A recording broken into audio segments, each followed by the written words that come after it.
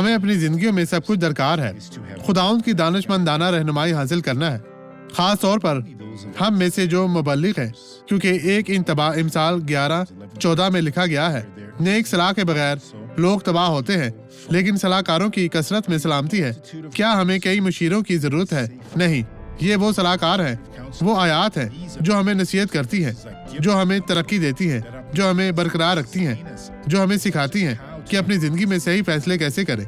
यहाँ हिफाजत है, ये वही है जो खुदा आपके लिए करना चाहता है। आप इस शख्स को देखें जिसने गवाही दी है और बरकत पाई है, और मैं अभी वापस आऊंगा।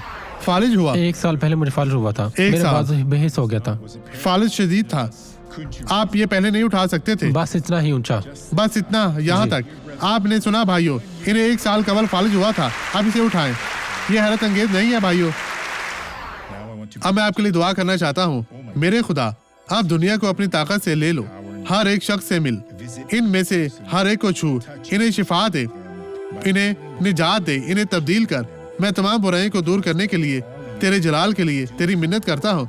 अंजील के एक खादम की हैसियत के तौर पर मैं तमाम बुराइयों की सर्जिश करता हूँ, और मैं कहता हूँ, चली जाओ, कभी वापस ना आओ, मसीह यीशु नासरी के जिंदा जलाली नाम में। और आपका एक खुदाउंद, तेरा शुक्र, तेरी तारीफ हो, और आपका दिन अच्छा रहे। खुदाउंद आपको बरकत दे।